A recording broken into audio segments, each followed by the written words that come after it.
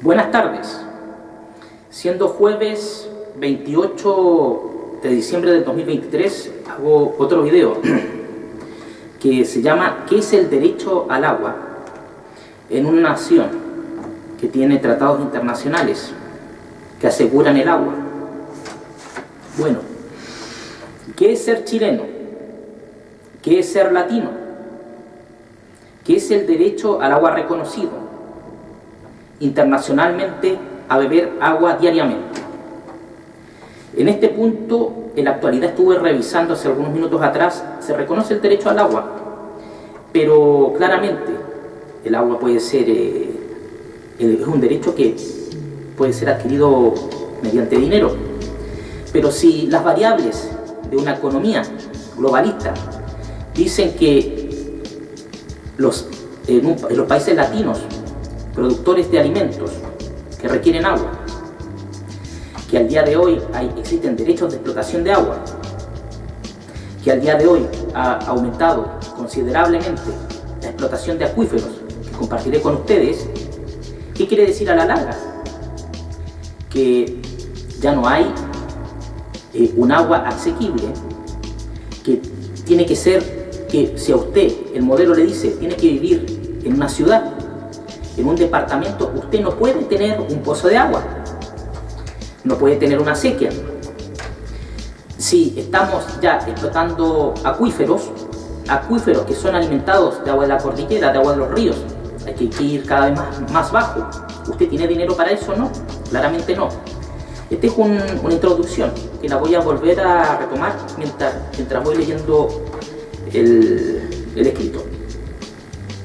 Si tengo empresarios agrícolas con derechos de aguas de todos los chilenos y no conforme con ello empezamos a explotar acuíferos para siembras, por ejemplo de frutillas, donde dejan un 10% en Chile y el resto se exporta a países como China, por ejemplo, y China a su vez junta cientos de barcos con frutillas, vegetales varios y frutas.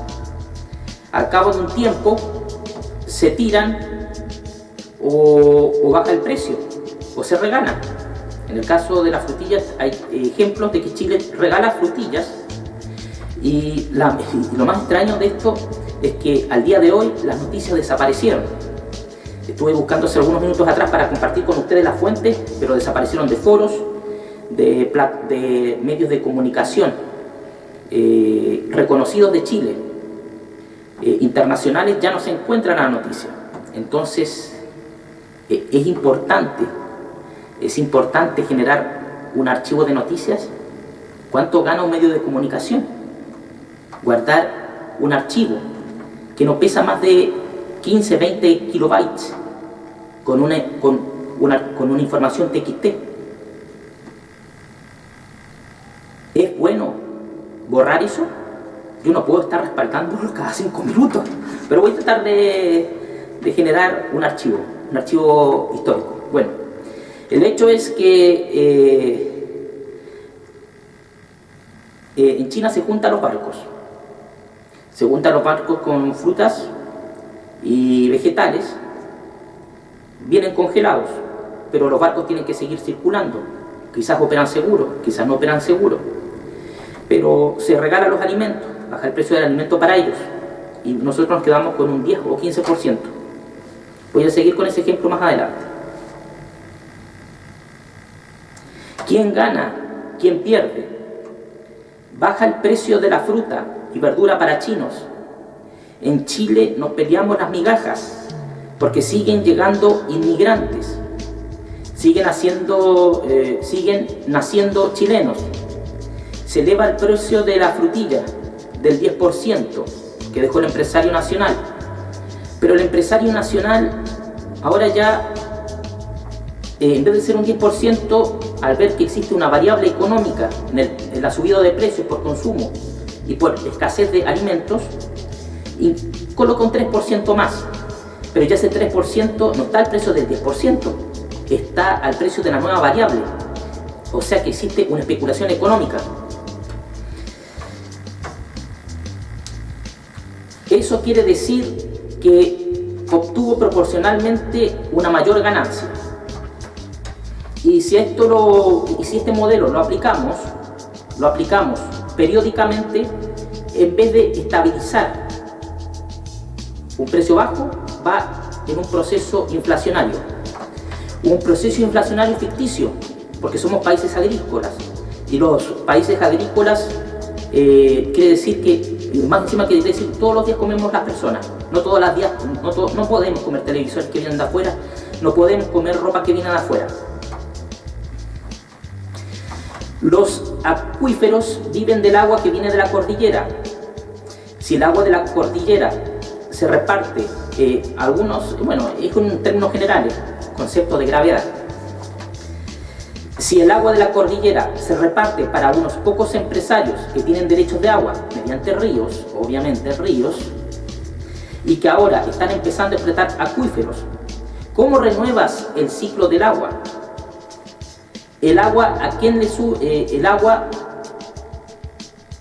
empieza a subir a todos los chilenos después, proporcionalmente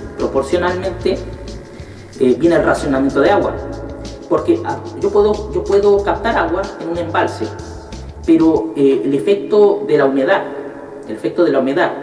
de la desconcentración de agua, como en la antigua sequía, hace que haya más probabilidad de lluvia en un sistema concentrado. Y si existe una sobreexplotación agrícola, pasa lo mismo con los acuíferos.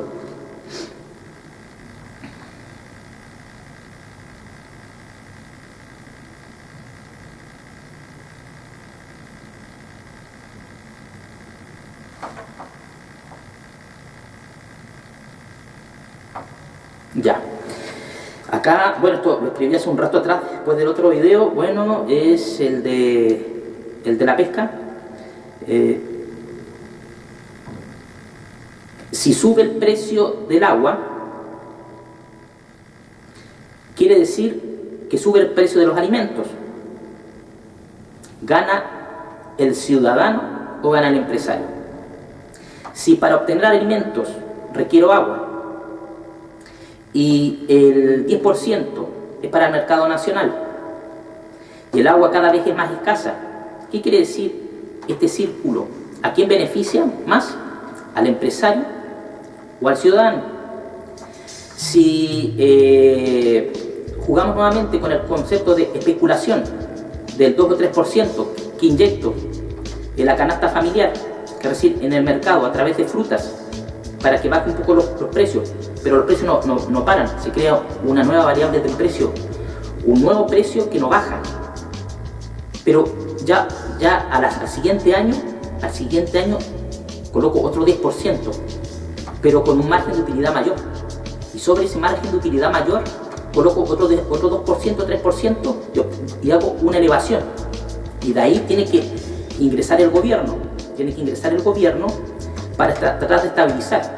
Entonces después vienen las inversiones, los aportes estatales, en base, por ejemplo, al estudio del OCDE, donde la clase media trabajadora paga más impuestos para financiar y subsidiar al agrícola para que bajen los costos productivos.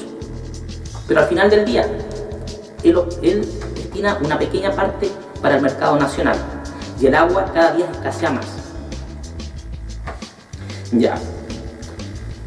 Ya no existe la sequía y los acuíferos se están secando. La gente en el campo puede tener autonomía de siembras. La gente de campo puede tener cierto grado de autonomía mediante tachos de agua, pozos. Pero el concepto de la sequía era más democrático. El agua llama al agua.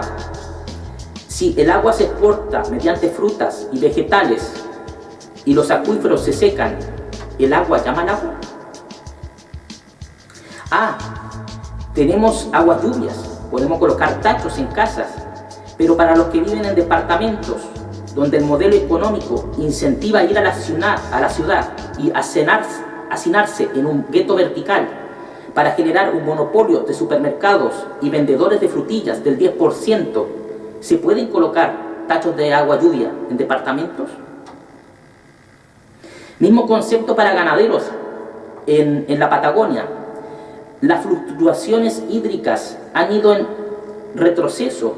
Animales como corderos, que consumen miles de litros de agua y donde la carne no está dirigida al consumidor nacional. Proporcionalmente es un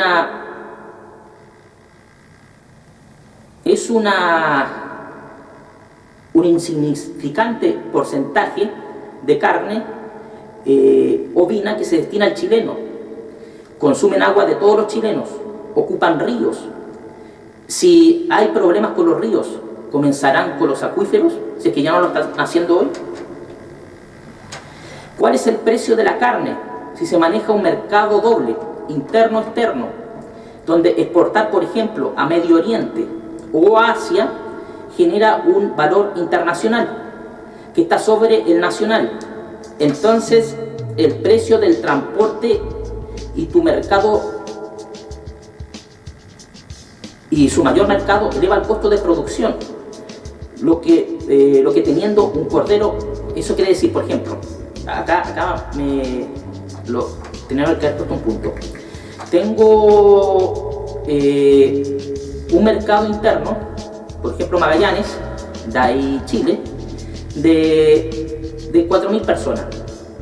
Tengo más de 1 millón de cabezas de cordero. Entonces, destino un 5% al mercado local y proporcionalmente el resto al extranjero. ¿Eso ayuda al turismo? ¿Ayuda al turismo? ¿Consume el agua es de ellos o es de todos los chilenos? Cuando viene el terremoto blanco, ¿de dónde sale la plata, el dinero, para ayudar al ganadero? Bueno, entonces tenemos corderos a 50 kilómetros de la ciudad de Punta Arenas. Pero tengo que ir a la realidad. Tengo que pensar que ese cordero está destinado a economías o a países que están a más de 10.000 kilómetros. Entonces, si consuman agua de Chile, y después tengo que ver que ese cordero que está a 50 kilómetros, tengo que verlo con una variación de precio de más de 10.000 kilómetros. Entonces, es un juego de ilógica y especulación de precios. A la vez, el chileno promedio que quiere vivir del turismo, basado en un programa de gobierno como el Cernatur, no puede generar, por ejemplo, un plato de cordero regional que podría costar entre los 2.000 o 8.000 pesos. El cordero ahora tiene que tener otro precio, tiene que tener un precio internacional. Un precio internacional como si el cordero que está a 50 kilómetros estuviera a 10.000 kilómetros. Entonces, va a ser un turismo de élite, un turismo donde viene un extranjero que va a tener que pagar un plato que debería costar entre 2.000 y 4.000 pesos, va a tener que pagar en realidad que valga entre los 18.000 a los 40.000 pesos. Entonces es un turismo de selección para gente de selección. Ya no puedo contar con el turismo de miles de turistas, por ejemplo argentinos, brasileños, bolivianos, peruanos y el resto de chilenos, que pueden venir por más de 15, 20 días y pueden estar comiendo todos los días entre 12.000 o 8.000 pesos, más de una familia. Pueden ir a Zona Franca, volver en auto y no venir en un avión para hacer un viaje para pescar, comer 40.000 pesos, después se van un rato en unos yates y después se vuelven en un avión de lujo. Entonces, proporcionalmente, ¿qué nos conviene más? Nos conviene generar una reactivación económica homogénea con más de un participante, donde las personas que crean historias, que crean videos de turismo en plataformas virtuales, donde muestran que aquí se come tanto y que puede ser un turismo regional. Cuando hablo de regional, hablo de Sudamérica, donde en vez de gastar 2, 4, 5 millones, se gastan 500.000, 600.000 pesos. Y proporcionalmente es algo de números y desconcentración de riqueza. Se crea una nueva clase media con poder adquisitivo. Entonces el turista argentino, el turista peruano, boliviano, brasileño, uruguayo, no puede comer el plato de cordero sin una élite que viene a docenas, no a miles. No existe desconcentración de riqueza. El ganadero necesita ayuda estatal, necesita pagar menos impuestos tributarios en sus estancias, un negocio ilícito, una competencia desleal, donde proporcionalmente la clase media paga más en impuestos y recibe menos ayuda, y el ganadero recibe ayuda de los que pagan más impuestos y reciben menos. ¿Ven? Como ven, es así la realidad. ¿Se puede generar desarrollo? No. El desarrollo comprende todos los segmentos de la sociedad, y el desarrollo quiere decir una capacidad de obtener autonomía, capacidad psicológica, cultural. Si yo creo élites o concentración de dinero de gente que a la vez cada vez más ignorante, porque así es la realidad, la gente que concentra mucho el dinero, que no tengo que dar nombre, que sea en toda la zona, tiene mucho dinero, pero si tú le preguntas algo de cultura, no sabe nada de cultura. Para ello es recibir dinero del Estado, regalar recursos afuera del país y vivir en una realidad que no es la cotidiana, sin pensar que al final del día van a tener que interactuar sus hijos con el resto de chilenos, que a la larga va a tener que robar, y que su capacidad cultural va a ir en retroceso. Entonces, claramente, esa es la ignorancia de los grupos de poder que se van vinculando unos con otros, produciendo un retroceso intelectual de una realidad cotidiana que le afecta a todas las personas. Hasta ahí nomás dejo este video. Como les dije, se perdieron demasiadas fuentes y noticias que son más importantes que ver a una modelo que se puso 50 cc en el seno izquierdo y 60 en el seno derecho, que al día de hoy tenemos noticias de ese tipo de espectáculo que tiene más de 15, 20 años, pero cuando hablan de regalar frutilla con agua de acuífero, desaparecen. Juzgue usted quiénes son los que controlan el país y su nivel intelectual, si son deficientes mentales o si se creen más pillos que la pillería. Que tengan buenas tardes.